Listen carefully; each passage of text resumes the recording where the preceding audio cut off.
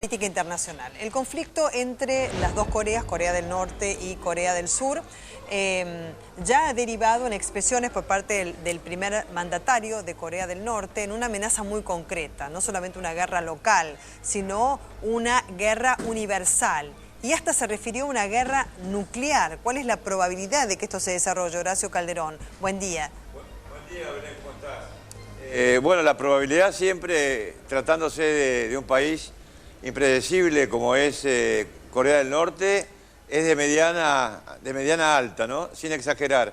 El problema acá es la amenaza permanente que representa, por ejemplo, Corea del Norte contra la capital.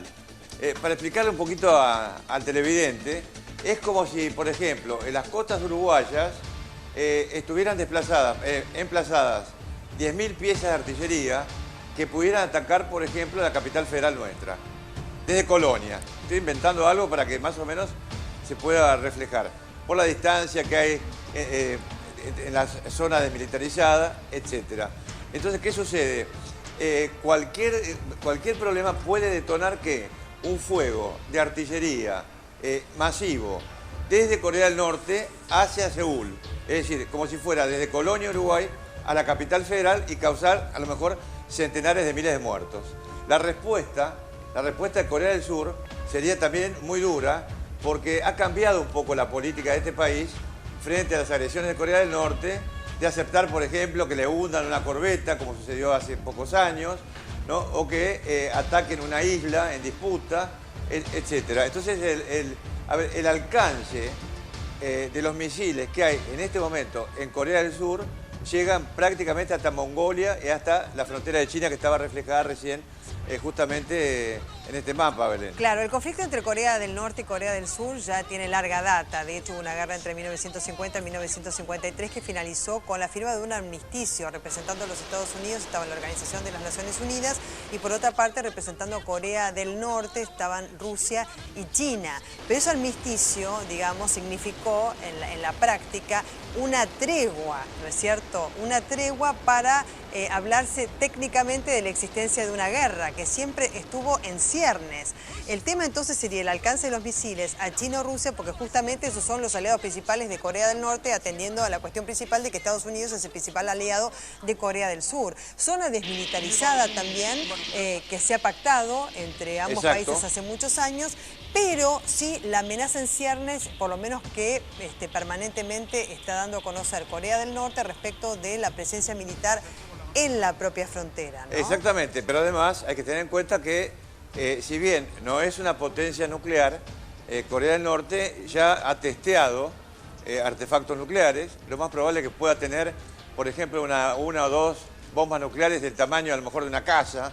No se sabe si se han podido reducirla para en un futuro lanzarla, por ejemplo, en un misil, etc. Pero una de las preocupaciones que hay es que pudieran, por ejemplo, tener una bomba nuclear enterrada de gran tamaño en un lugar donde, en caso de guerra, podría concentrarse siempre dentro del territorio de Corea del Norte tropas o blindados masivos de Corea del Sur. Pero hay que recalcar algo, que en este momento, independientemente del carácter tiránico, estalinista, fíjate que de Corea del Norte el otro día fusilaron al ministro de Defensa, fusilaron entre comillas, lo mataron con una ametralladora antiaérea. O sea, es un grado de brutalidad, ¿no? Pocas veces visto, salvo lo que sucede en Medio Oriente con el ISIS. Bueno, una amenaza entonces de una guerra que puede no ser local, según Corea del Norte, universal y nuclear, pero ya hubo antecedentes de lanzamiento de misiles en diciembre de 2012 y también en febrero de 2014. En el primer lanzamiento no hubo sanciones, en la segunda sí hubo sanciones que poco le importaron, por otra parte, ¿no? a Corea del Norte. Por supuesto, Belén, además hay que comentar algo, que Corea del Norte está al borde del colapso económico, ¿no es cierto? Entonces, periódicamente levanta los picos de tensión para obtener a cambio alguna ayuda internacional. Hasta que esa ayuda internacional se agota, entonces Corea del Norte nuevamente vuelve a elevar el pico de tensión. Pero acá hay que, perdón, para terminar la frase, hay 80.000 soldados, 50.000 de Corea del Sur y 30.000 de los Estados Unidos desarrollando una operación, por supuesto, militar de práctica, a las fronteras de Corea del Norte. O sea, ellos consideran esto como si fuera una provocación, y de hecho es una provocación acompañada, fíjate qué ridículo, porque estamos en el siglo ya XXI, o sea, es un disparate. Lo comentaba Diego Morán muy bien el otro día, lo mostraban. Tienen placas de altoparlantes, imagínate la era de Internet, en las fronteras desde Corea del Sur, y ahí hacen proclamas anti-Corea del Norte, anticomunistas, etc. Claro, o sea, los han combinado a retirar esos altavoces con lo que consideran es una guerra psicológica que está estableciendo Corea del Sur respecto a Corea del Norte. Para remontarnos a la historia, para saber cuáles son los intereses que conciernen a los Estados Unidos respecto a Corea del Sur y a Rusia y China, que era la ex Unión de las Repúblicas Socialistas Soviéticas en Corea del Norte, hay que, digamos, proyectarse para atrás en lo que ha sido la Guerra Fría y la división del mundo entre esas dos potencias, superpotencias como Estados Unidos y la Unión de las Repúblicas Socialistas Soviéticas, que ahora presenta un panorama diferente. ¿Cuáles son los intereses actuales de Rusia, China y Estados Unidos en este conflicto? Bueno, Estados Unidos obviamente es expandir su poder de influencia militar global, geopolítica y militar global.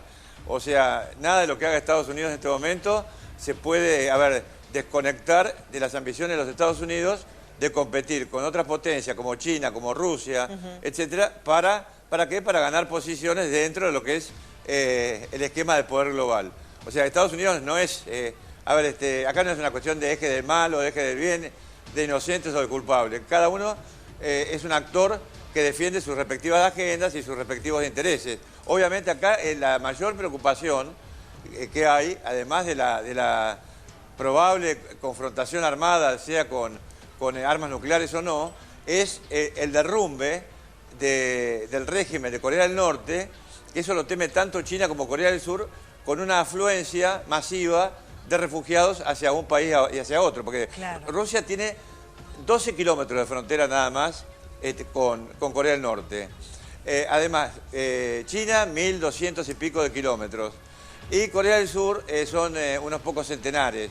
O sea que hay un temor a que suceda, por ejemplo, pero vos imaginate una erupción de 1 millón de personas, por ejemplo, en China, o 1 millón de personas en Corea del Sur, sin que eso pueda ser realmente respondido con ayuda humanitaria, etcétera, Sí, ¿no? desde ya, por otra parte, desde Corea del Norte existió la firme pretensión de la unificación de las dos Coreas, pero por supuesto bajo un régimen que es el propio de Corea del Norte, ¿no es cierto? Ahora, Belén, la unificación era ideológica también. No interesa demasiado a ciertas potencias una reunificación de Corea. ¿Por qué? Porque Corea del Norte y Corea del Sur unidas no sería algo parecido a lo de Alemania, pero por supuesto sería una potencia de Asia, de esta región del Asia, realmente importante, que podía rivalizar en un futuro a lo mejor como con Japón, etcétera. Y no hay que olvidarse que Corea ha sido desde principios del siglo pasado un país, estaba unido, un país sojuzgado, un país que ha tenido un reino por muchísimas etapas de su historia, milenario, ¿no? Y obviamente la guerra ruso-japonesa y la invasión japonesa fue terrible en Corea, ¿no? Hasta el momento de la derrota de Japón en la Segunda Guerra Mundial. Y un desarrollo nuclear que seguramente no ha sido propio, sino extrapolado, ¿no es cierto?, de los países que contemplan intereses allí, ¿no es cierto?, pero con la posibilidad de desatar una guerra nuclear y con amenazar hacer una guerra universal, ¿no es cierto?, en términos específicos que utilizó el primer mandatario de Corea del Norte. ¿Esto cómo puede afectar al mundo entero? Por eso estamos hablando de este tema. Bueno, acá puede... Porque, a ver, el conflicto entre Corea del Sur y Corea del Norte, Horacio, es legendario, ¿no? Estamos hablando ya de la década del 50, de 1950. Exacto. Bueno, obviamente esto tiene ya repercusiones regionales y en el caso de una guerra tendría un impacto global, ¿no? Pero además, hablábamos contigo el sábado pasado de que en toda la masa euroasiática hay 4 focos de conflictos gravísimos. Esto incluye la región del Levante, la región del Medio Oriente. Esas palabras son un poco periodísticas o geográficas que no corresponden con la realidad, ¿no? O sea, estamos hablando de conflictos, de graves conflictos, de Ucrania con Rusia, estamos hablando justamente de China, las ambiciones de China en los mares que la circundan, las ambiciones de Estados Unidos por justamente coartar ese crecimiento chino a nivel global, en fin, y todo lo que estamos viendo además en Medio Oriente. Pues estamos, gracias a Dios, nosotros en un país lejano de todo esto, pero que nos puede y seguramente nos afectaría desde el punto de vista económico. Porque China está pasando en este momento no una crisis económica, sino un reacomodamiento, que sería un poco largo de explicar, yo no soy economista, pero que tiende a la liberalización del dólar con respecto, por ejemplo, al yuan. Sí. Aunque parezca medio extraño, de un régimen comunista, ellos van a buscar probablemente una flotación para posicionarse mejor en cuanto al dólar. Todo esto, imagínate, ya es difícil controlar un foco de conflicto solamente, vos imaginate 4 o 5 de la magnitud de la que estamos hablando con Corea del Norte. Desde ¿no? ya, y hay una amenaza concreta por parte de Corea del Norte de avanzar con el ejército popular para ocupar el territorio de Corea del Sur. Dijeron por tierra, por aire, por agua. Esta amenaza concreta, digamos, ¿qué probabilidad tiene que se desarrolle en el corto plazo? Bueno, la probabilidad siempre hay que tenerla en cuenta, Sí. Belén, hay que tener también sobre la mesa de análisis. Pero es una amenaza verbal, es una amenaza concreta, ya está avanzando el ejército popular. A ver, hacia Corea del no, Sur. todavía no. Además hay una cuestión que no podría avanzar sin un ataque previo, ¿no? Masivo de artillería, por ejemplo, que sería contrarrestado por Corea del Sur y por Ya Estados está Unidos. apostada la artillería. ¿eh? Acá, por ejemplo, acá tenemos La artillería. submarinos, Sí. los tipos de submarinos que tienen en servicio. Ninguno de ellos nuclear, nuclear en el sentido no está capacitado para Sí. hacer armas nucleares, 1.20, este está en desarrollo.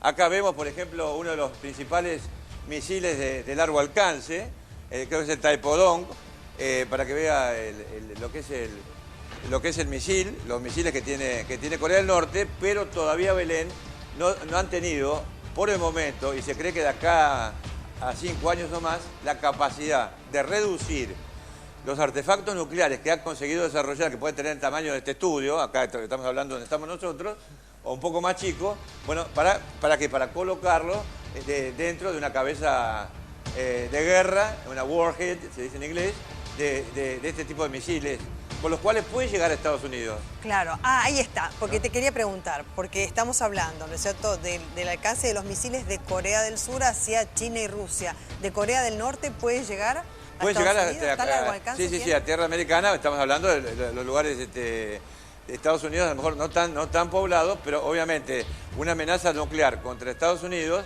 significaría directamente un holocausto, para llamarlo de alguna forma, de Corea del Norte. ¿Y dónde están los controles? No olvidemos, para que María no se Belén, desate una guerra nuclear, Horacio. no olvidemos algo, que las dos bombas nucleares atómicas Sí. que se tiraron al mundo, las tiró Estados Unidos en Hiroshima y en Nagasaki. Para que eso hay que recordarlo permanentemente. Sí. ¿No es cierto? Entonces, Y los controles, te preguntaba, ¿no es cierto?, para evitar el desarrollo es muy de una difícil, guerra Belén, nuclear. un país como Corea del Norte no se lo puede controlar. Además, acá hay hijos y entrenados. Hay muchos países, por ejemplo, que representan un peligro mayor o igual al de Corea del Norte y Corea del Sur, como es el caso de Pakistán y la India, que desarrollaron sus respectivos programas, ni hablar de Israel, que tiene armas nucleares, Claro. ¿no es cierto? Bueno, a la sombra de la ignorancia o de la complicidad de potencias como Estados Unidos, Gran Bretaña, etcétera, que no hicieron Claro. nada para impedirlo. Pero en el caso de India y Pakistán, digamos que siempre tienen esa rivalidad en cuanto al desarrollo nuclear, Claro. son propios. Muchísimas gracias, Por favor. Horacio Calderón. Siempre es un placer escucharte y entender mejor estos temas. Gracias Muchas a ustedes gracias. por invitarme. Bueno, Roberto.